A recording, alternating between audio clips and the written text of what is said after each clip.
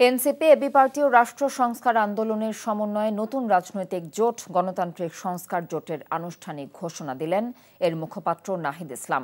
বলেন, সংস্কার ও নতুন রাজনীতির পক্ষে থাকা দলগুলোকে সাথে নিয়েই তাদের এই বন্ধন। সাদরিনা খন্দকারের রিপোর্ট।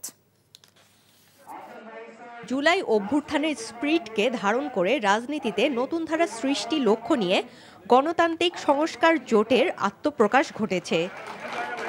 রাজধানীর ডিআরইউ মিলনায়তনে আয়োজিত অনুষ্ঠানে এনসিপির আহ্বায়ক এবং নতুন জোটের মুখপাত্র নাহিদ ইসলাম বলেন, দেশকে পুরাতন রাজনৈতিক পথে নিয়ে যাওয়ার চেষ্টা করছে কোনো কোনো দল, তাই জনগণকে আশ্বস্ত করতেই নতুন জোট গঠনের সিদ্ধান্ত। আমরা নানা আলামত দেখছি যে বাংলাদেশ হয়তো আগের মতোই হয়ে যাবে।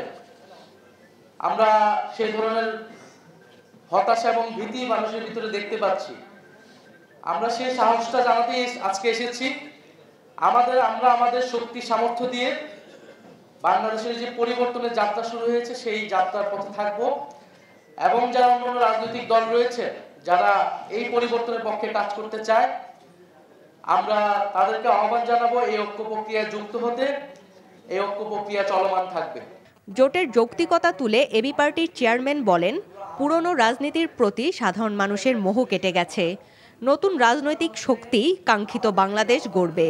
পুরাতন রাজনীতির ব্যাপারে এদেশের মানুষের প্রত্যেকের একটা মোহভঙ্গ হয়েছে এবং খুবই বিরক্তি মানুষের মধ্যে দেখা দিয়েছে, যার প্রেক্ষিতে সকলেই চান একটা নতুন রাজনৈতিক বন্দোবস্ত আসুক। এই নতুন রাজনৈতিক বন্দোবস্তের যাদের মধ্যে আকাঙ্ক্ষা আছে তারা যাতে আমরা একমত হতে পারি, একসাথে হতে পারি।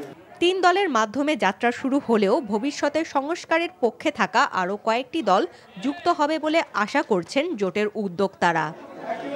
সাদরিনা খন্দকার, এনটিভি নিউজ, ঢাকা।